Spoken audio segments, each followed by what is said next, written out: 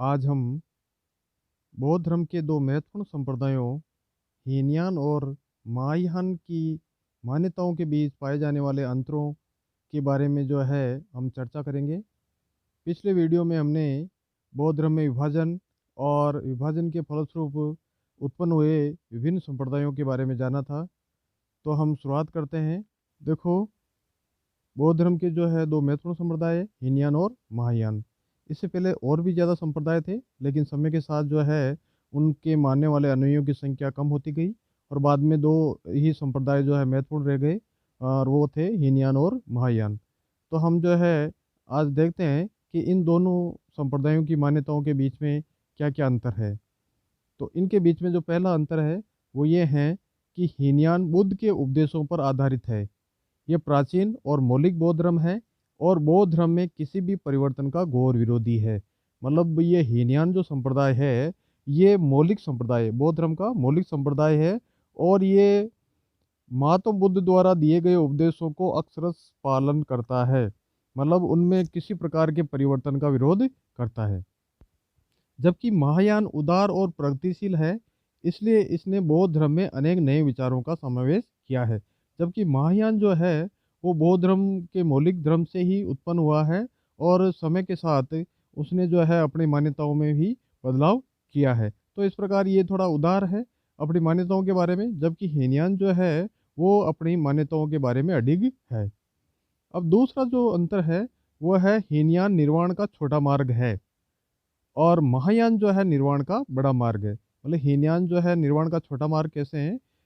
इसमें कि निर्वाण ये मानता है कि व्यक्ति का खुद का उद्देश्य है अपने निर्वाण को प्राप्त करना, और व्यक्ति खुद अपनी क्षमताओं के आधार पर ही निर्वाण प्राप्त कर सकता है। और व्यक्ति निर्वाण प्राप्त करने के बाद इतना समर्थ नहीं होता है कि वो दूसरे व्यक्तियों को भी निर्वाण प्राप्त करने में सहयोग दे सके। मतलब ये केवल अपनी खुद की मुक्ति कर सकता है, दूसरे लोगों की मुक्ति नहीं कर सकता। तो इस प्रकार ये एक छोटा मार्ग है। जबकि महायान संप्रदाय का मानना है कि महायान संप्रदाय में व्यक्ति जो उसका उपासक है वो खुद तो मुक्ति प्राप्त करेगा ही, साथ में दूसरे व्यक्तियों को भी मुक्ति प्राप्त करने में सहयोग करेगा। तो इस प्रकार ये बड़ा यान है, और ये हीनयान है वो छोटा यान है। मतलब एक छोटी नाव की तरह है हीनयान, और ये एक बड़ी नाव की तरह, बड़ी जहाज की तरह है, जिसमें बहुत सारे लोग व्यक्ति सवार होके मोक्ष प्राप्त कर सकते हैं। अब तीसरा जो अंतर है वो ये है, हीनयान में गौतम बुद्ध को महापुरुष माना जाता है और महायान में गौतम बुद्ध को ईश्वर माना गया है। देखो, हीनयान में गौतम बुद्ध को महापुरुष माना गया है, एक सामान्य पुरुष माना गया है, जिन्होंने मुक्ति प्राप्त करके निर्वाण प्राप्त करके महापुरुष की पद प्रतिष्ठा पाई है। लेकिन वो उनको भगवान नहीं मानते हैं, ईश्वर नहीं मानते हैं। जबकि महायान गौतम बुद्ध को ईश्वर मानता है, मतलब भगवान का दर्जा उनको देता है। जबकि हीनयान उन्हें केवल महापुरुष मानता है, भगवान नहीं मानता है। अब अगला जो अंतर है वो है, हीनयान को अनात्मवादी कहा जाता है क्योंकि वह आत्मा के अस्तित्व को स्वीकार नहीं करता है। उसके अनुसार कोई भी वस्तु नित्य नहीं है, बल्कि क्षणभंगुर है। मतलब हीनयान अनात्मवादी सिद्धांत है।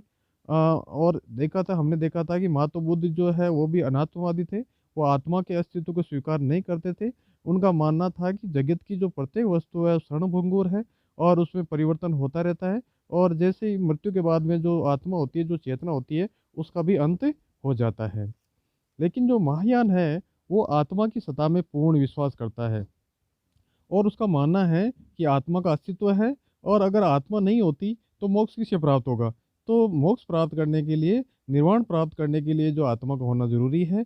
तो इस प्रकार महायान संप्रदाय आत्मा के अस्तित्व को मानता है। इनके बीच में जो अगला अंतर है वो ये है कि हीनयान व्यक्तिवादी धर्म है, जिसके अनुसार प्रत्येक व्यक्ति को अपने प्रयासों से ही मोक्ष की प्राप्ति करनी चाहिए। वह महात्मा बुद्ध के कथन आत्मदीपो भव, अपना प्रकाश स्वयं बनो पर विशेष जोर देता है।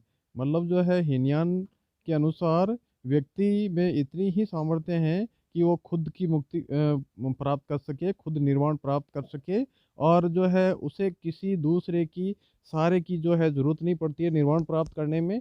आदमी को खुद अपने स्तर पर ही प्रयास करना चाहिए, अपने आत्मा का प्रकाश उसे देखना चाहिए, मतलब अपने अंदर जो प्रकाश है उसे देखना चाहिए, और अपनी मुक्ति प्राप्त करनी चाहिए। जबकि महायान वो मानव सेवा और परोपकार को अत्यधिक महत्व देता है और इसका उद्देश्य समस्त मानव जाति का कल्याण करना है।